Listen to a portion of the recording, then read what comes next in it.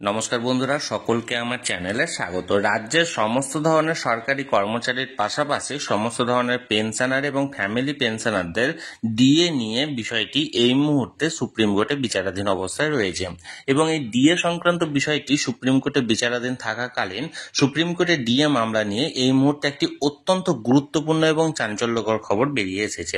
কি সেই খবরে কি বলা হয়েছে সকল কিছু আজকের ভিডিওতে বিস্তারিতভাবে আলোচনা করব। ভিডিওটি সকল ধরনের সরকারি কর্মচারী এবং পেনশনারদের জন্য অত্যন্ত গুরুত্বপূর্ণ, তাই প্রথম থেকে শেষ পর্যন্ত অবশ্যই ধৈর্য সহকারে দেখবেন এবং ভালো লেগে থাকলে অবশ্যই একটি লাইক করবেন এবং সকলের সঙ্গে শেয়ার করবেন।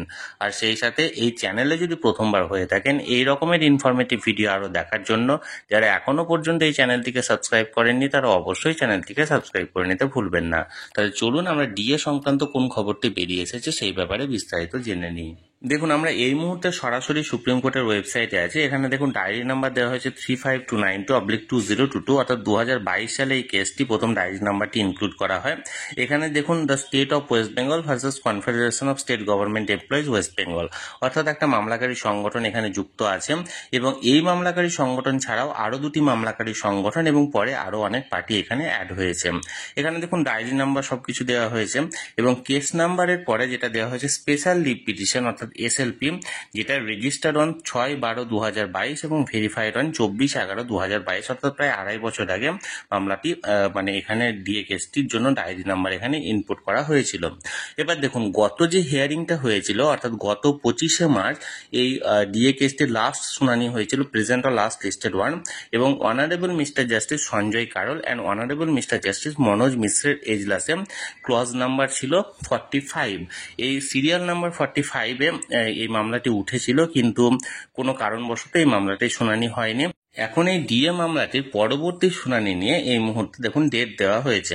এখানে দেখুন স্ট্যাটাস বা স্টেজ হচ্ছে পেন্ডিং। এবার tentatively case may be listed one 22/4/2025, অর্থাৎ 22শে এপ্রিল 2025 এই মামলাটি আবার পুনরায় উঠতে চলেছে হিয়ারিং এর জন্য। এবং বলার যে বিষয়টি সেটি হচ্ছে এপ্রিল মাসের পরে মে মাসে আবার পুনরায় গরমের ছুটি পড়ে যাবে, অর্থাৎ সামার ভ্যাকেশন পড়ে যাবে মানে সুপ্রিম কোর্টে, এবং সেই কারণের জন্য কিন্তু তখন বন্ধ থাকবে এবং মনে করা হচ্ছে গরমের ছুটির আগেই কিন্তু এই কেসটি আবার উঠতে চলেছে এবং যেটা ডেট দেওয়া হয়েছে 22/4/2025। এখন এই 22/4/2025 এই মামলাটির শুনানি হচ্ছে কি হচ্ছে না, না পরবর্তী আবার শুনানির জন্য ডেট দেওয়া হচ্ছে, সেটি এখন পরবর্তী বিষয়। আমি সবসময় চোখ রেখেছি, যে কোনো আপডেট পাওয়া মাত্র আপনাদের সঙ্গে সেটা শেয়ার করা হবে। তাই যারা এখনো পর্যন্ত চ্যানেলটির সঙ্গে যুক্ত নেই অবশ্যই চ্যানেলটিকে সাবস্ক্রাইব করে চ্যানেলটির সঙ্গে যুক্ত হয়ে যান।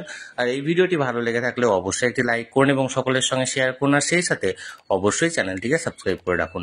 ধন্যবাদ, দেখা হচ্ছে পরের ভিডিওতে।